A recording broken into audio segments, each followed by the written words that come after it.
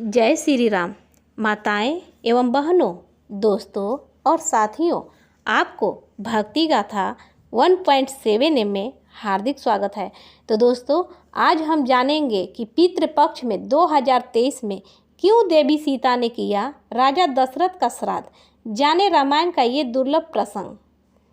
शास्त्रों में पुरुषों के जरिए ही श्राद्ध संपन्न होने की बात कही गई है, लेकिन वाल्मीकि रामायण के अनुसार देवी सीता ने राजा दशरथ का श्राद्ध किया था, जिससे उन्हें मोक्ष प्राप्त हुआ।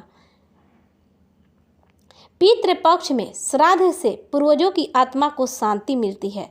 शास्त्रों में कहा गया है कि अगर बेटे के जरिए श्राद्ध कर्म किया जाए तभी पितृ मोक्ष को प्राप्त होते हैं।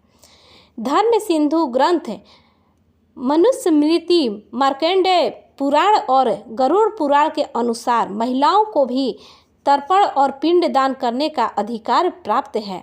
वाल्मीकि रामायण में देवी सीता के जरिए ससुर राजा दशरथ का श्राद्ध कर्म करने का वर्णन है। आइए जानते हैं आखिर क्यों माता सीता ने किया राजा दशरथ का पिंड दान।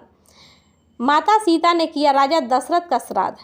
वाल्मीकि रामायण में एक प्रसंग के अनुसार वनवास के दौरान भगवान राम, माता सीता और लक्ष्मण जी पितृपक्ष के दौरान श्राद्ध करने के लिए गए।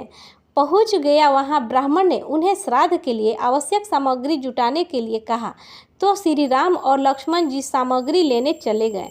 बहुत देर बाद भी जब राम लक्ष्मण नहीं आए तो ब्राह्मण देव ने माता सीता से पिंड दान करने का आग्रह किया।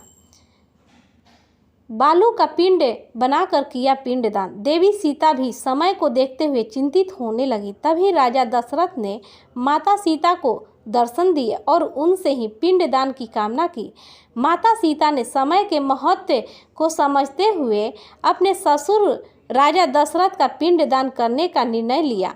देवी सीता ने फल्गु नदी के किनारे बालू का पिंड बनाया और बट वृक्ष, केसकी फूल, नदी और गाय को साक्षी मानकर स्वर्गीय राजा दशरथ का पिंड दान किया। राजा दशरथ की आत्मा इससे बहुत प्रसन्न हुई और देवी सीता को आशीर्वाद दिया।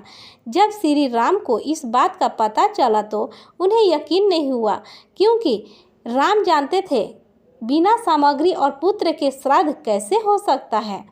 तभी वट वृक्ष ने इस बात की सच्चाई की गवाही दी। महिलाएं कब कर सकती हैं श्राद्ध? मार्कंडेय पुराण में कहा गया है कि अगर किसी का पुत्र न हो तो पत्नी ही बिना मंत्रों के श्राद्ध कर्म कर सकती हैं। गरुड़ पुराण में बताया गया है कि अगर घर में कोई भी बुजुर्ग महिलाएं तो हैं तो युवा महिला के से पहले श्राद्ध कर्म करने का अधिकार है।